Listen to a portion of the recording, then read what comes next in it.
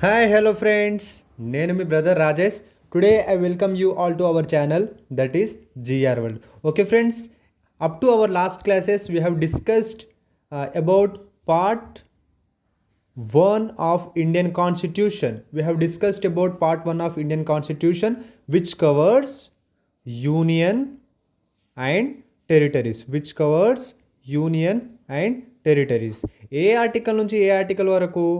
Article 1 నుంచి article 4 వరకు. Article 1 నుంచి ఆర్టికల్ 4 వరకు we have covered union and territories. And in our today's class, we are going to start part 2 of Indian Constitution. In our today's class, we are going to start part 2 of Indian Constitution. Part 2 of Indian Constitution deals with citizenship of India. Part 2 of Indian Constitution deals with citizenship of India. అంటే partition అయిన తర్వాత, partition after our independence, India Pakistan partition అయిందిగా. After that many people went to Pakistan and many people settled in India. Many people went to Pakistan and many people settled in India. అయితే మరి ఎవరు పడితే వాళ్ళు ఇండియాలో సెటిల్ కానికి వీల్లేదు, అంటే ఎవరు పడితే వాళ్ళని ఇండియన్ సిటిజన్స్ అనడానికి వీల్లేదు.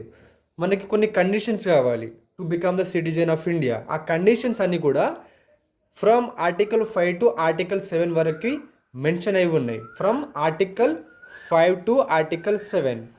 Okay, these are the articles which deals with the citizenship of India. Okay, what conditions to be followed, what conditions to be followed to become the citizen of India. Which articles? Article 5 nunchi article 11. Okay, these articles deals with the citizenship of India. And in our today's class we are going to start article 5. In our today's class we are going to start article 5. Okay na, Indian citizen కావాలంటే కొన్ని conditions ఉంటాయి. Article 5లో ఆ conditions 3 conditions ఉంటాయి. First one, if he or she born in India, ఒక person ఇండియాలో పుట్టి ఉంటే at the commencement of constitution, at the commencement అంటే అమల్లోకి రావడం, at the commencement of constitution, Indian constitution అమలులోకి వచ్చే వరకు, అంటే వచ్చే వరకు ఎప్పుడు అమలులోకి వచ్చింది? జాన్ 26, 1950. ఓకేనా. ఫస్ట్ కండిషన్ ఏంటి? ఇండియాలో పుట్టి ఉండాలి. ఓకేనా. If he or she was born in territory of India, in territory of India. ఓకేనా. At the commencement of constitution, constitution అమలులోకి వచ్చే ముందు he or she should born in India, ఇండియాలో పుట్టి ఉంటే he or she can become the citizen of India. Second condition ఏంటి? ఒక person, for example ఒక పర్సన్ యూకేలో పుట్టిండు, కానీ వాళ్ళ పేరెంట్స్ ఇండియాలో ఉన్నారు, కానీ వాళ్ళ పేరెంట్స్ ఇండియన్ ఒరిజిన్కి చెందిన వాళ్ళు, then this person A can become the citizen of India. ఓకేనా. పర్సన్ ఇండియాలోనే పుట్టాల్సిన అవసరం లేదు, వాళ్ళ పేరెంట్స్ ఐదర్ వాళ్ళ అమ్మ నాన్న గ్రాండ్ పేరెంట్స్ వాళ్ళు ఇండియన్ ఒరిజిన్కి చెందిన వాళ్ళైన person A can become the citizen of India. First condition ఏంటి? ఇండియాలో పుట్టి ఉండాలి. సెకండ్ కండిషన్ ఏంటి? అతను వేరే దేశంలో పుట్టిన వాళ్ళ పేరెంట్స్ ఇండియన్ ఒరిజిన్కి చెందిన వాళ్ళే ఉండాలి. అండ్ థర్డ్ కండిషన్ ఏంటి? ఇండియన్ కాన్స్టిట్యూషన్ అమలులోకి వచ్చే ముందు బిఫోర్ 5 years నుంచి ఇండియాలో ఒక ఆర్డినరీ రెసిడెంట్గా ఉండాలి.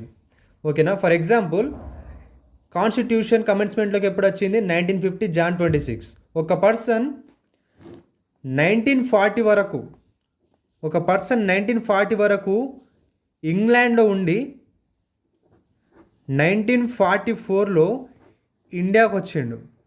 1944లో ఇండియాకు వచ్చి సెటిల్ అయ్యిండు. 1944లో ఇండియాకు వచ్చి సెటిల్ అయ్యిండు. కమెన్స్మెంట్, కాన్స్టిట్యూషన్ కమెన్స్మెంట్ ఎప్పుడైంది? 1950. ఇయర్స్ డిఫరెన్స్ ఎంత? 6 years. ఇక డిఫరెన్స్ ఎంత? 6 years. అంటే కమెన్స్మెంట్లోకి వచ్చే కన్నా ముందే 6 years నుంచి ఒక ఆర్డినరీ రెసిడెంట్గా ఇండియాలో ఉంటుండు. So he or she can become the citizen of India. ఓకేనా, ఒక ఆర్డినరీ రెసిడెంట్గా ఉండాలి before 5 years before the commencement of constitution, ordinary resident. ఓకేనా, ఈ 3 కండిషన్స్ని మళ్ళీ ఒకసారి ఎగ్జాంపుల్తో చూసుకుందాం. ఓకేనా, ఫస్ట్ కండిషన్ ఏంటి? A person should be born in India at the commencement of constitution. Okay, person A ఇండియాలో పుట్టిండు. కమెన్స్మెంట్ ఎప్పుడైంది? 1950. సో పర్సన్ ఏ ఆ టైంలోనే ఇండియాలో పుట్టిండు. So he or she can become the citizen of India. Second condition ఏంటి? Either of ఫోర్స్ parents, వాళ్ళ అమ్మ కానివ్వండి, నాన్న కానివ్వండి, గ్రాండ్ పేరెంట్స్ కానివ్వండి, వాళ్ళు ఇండియన్ ఒరిజిన్కి చెందిన వాళ్ళే ఉండి కానీ ఆ పర్సన్ వేరే దేశంలో పుట్టిండు, ఫారిన్ కంట్రీలో పుట్టిండు, బట్ వాళ్ళ పేరెంట్స్ మాత్రం ఇండియాకి చెందిన వాళ్ళు, ఇండియన్ సిటిజన్స్. సో ఆ person can became the citizen of India. 2 conditions. Third condition ఏంటి? కాన్స్టిట్యూషన్ అమలులోకి వచ్చే ముందు 5 years అతను ఇండియాలో ఉండాలి, ఒక రెసిడెంట్గా ఇండియాలో ఉండాలి. నేను ఇండియాలో 1944లో వచ్చిన, కమెన్స్మెంట్ ఎప్పుడైంది? 1950 అయింది. ఓకే, నేను బిఫోర్ 6 years నుంచే ఒక రెసిడెంట్గా ఇండియాలో ఉంటున్నా. సో నేను ఇండియన్ సిటిజన్ కావచ్చు. Okay friends, these are the 3 conditions to be followed to become the citizen of India according to article 5.